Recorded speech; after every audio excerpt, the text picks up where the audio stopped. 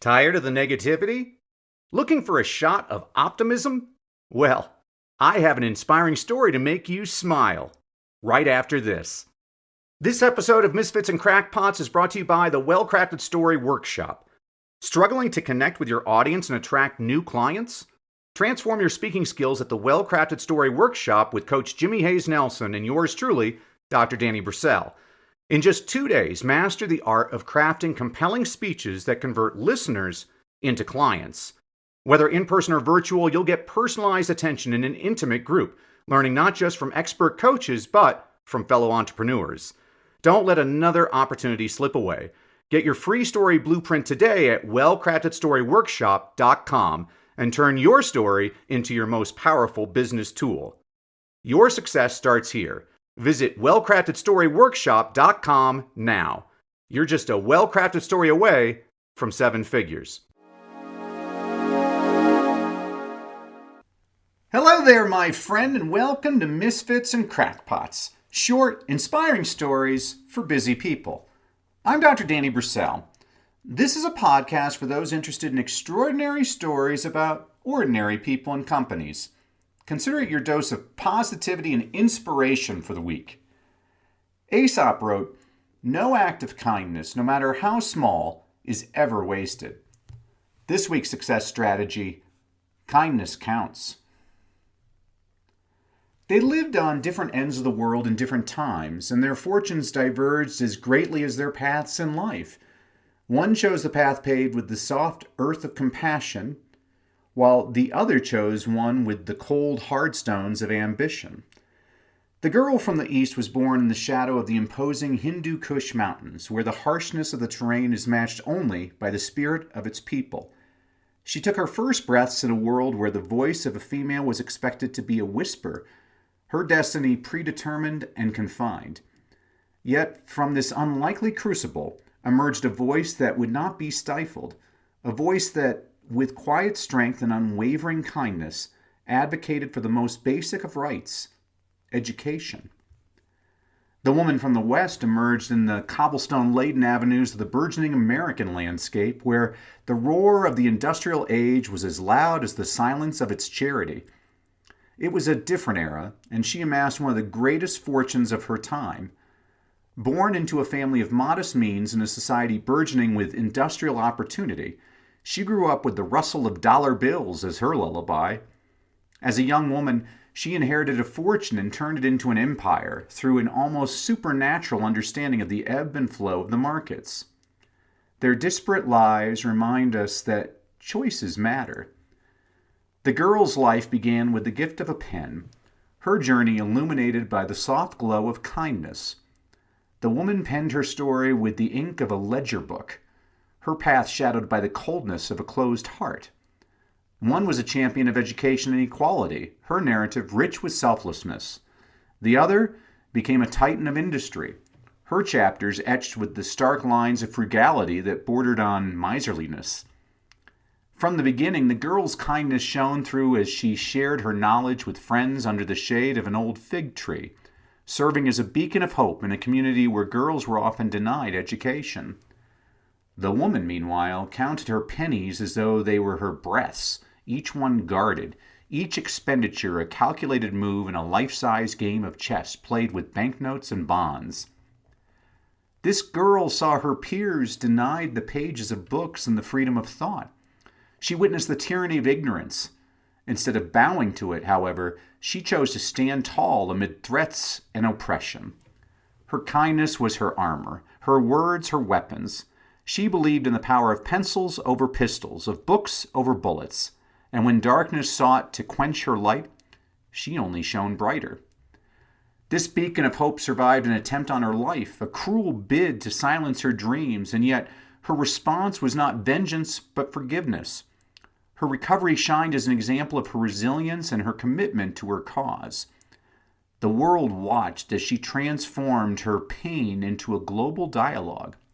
She transformed her personal struggle into an international movement for the education of girls. And with every speech and appearance, she extended her hand to those in need, her heart as open as her diary. The woman's path stands in stark contrast. Her relationships were as transactional as her business deals. With every penny pinched and every deal struck, she distanced herself from the warmth of human connection. Her life was a ledger, where emotions were liabilities and kindness an unjustifiable expense.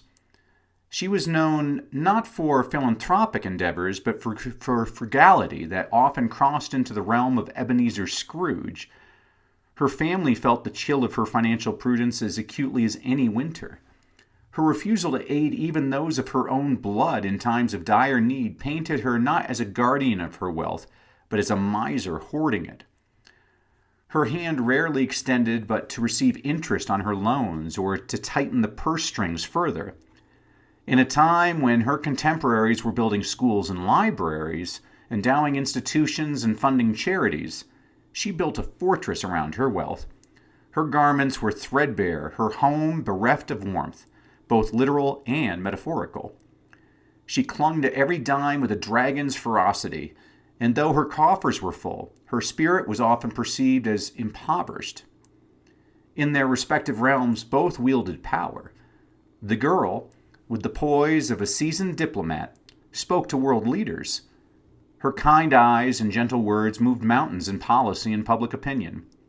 The woman, with a steely gaze and ironclad resolve, shifted the tides of the financial markets. Her presence alone was enough to quiet a room of boisterous traders. Their fortunes, one based on giving and the other focused on receiving, are a study in contrast. The girl's wealth lay in the hearts she touched, the minds she inspired, and the laws she helped transform. Her currency was hope, and her dividends were measured in smiles and diplomas. The woman's riches filled vaults and swelled bank accounts. The treasure of human connection, however, found in the joy of giving, remained an entry missing from her balance sheet. Even their battles were different. The girl took on regimes and ideologies that sought to stifle voices like hers, armed with nothing but words and an unshakable belief in her cause. The woman fought against market downturns and competitors. Her armory was filled with stocks and securities, and her victories left no victors but herself. The legacies they crafted, like their lives, stand in stark contrast. Where one opened her hands, the other clenched her fist. Where one saw wealth in the form of educated minds and empowered souls, the other counted coins and stock certificates. One became an icon of kindness and the fierce grace that can change the world, while the other provides a cautionary tale of how wealth, unchecked by compassion, can isolate and harden the heart. The girl, Malala Yousafzai, is alive today, the youngest recipient ever of the Nobel Peace Prize. She has etched her name in the annals of history with the strength of her kindness, becoming a symbol of the fight for education and women's rights. Her life demonstrates the power of benevolence, the courage to care, and the valiant struggle for the betterment of humanity. The woman, Hetty Green, known as the Witch of Wall Street, is remembered for her unparalleled acumen and her equally unparalleled stinginess. She amassed a fortune equivalent to $2.7 to $5.4 billion today, making her the richest woman in the world when she died. But her lack of warmth and human emotion and her refusal to use her wealth to better society make her name nearly unrecognizable a mere century after her death. These two divergent lives offer lessons in the textures of human character. They compel us to reflect on our values and the legacies we wish to leave. In the story of Malala, we are reminded that even in the face of unimaginable challenges, kindness can be a formidable force for change. In the legacy of Hetty, we are prompted to consider the emptiness of hefty treasuries filled only with coins and not with acts of generosity.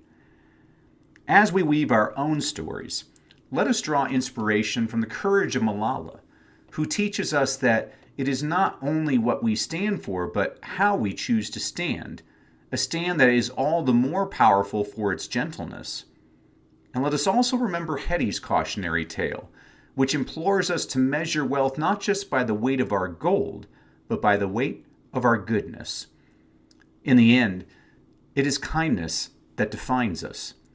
It is our compassion that fortifies our legacies against the erosion of time.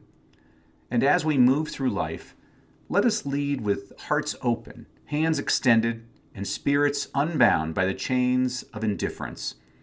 For it is in this contrast of characters that we find the essence of our shared humanity and the true measure of our worth. So, who will you be? The one who uses their voice to empower others, or the one who builds an empire on the backs of others? The choice, my friend, is yours. See, friend, inspiration is all around us. You just have to look for it.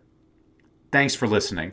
Join us next week for another inspiring story about misfits and crackpots.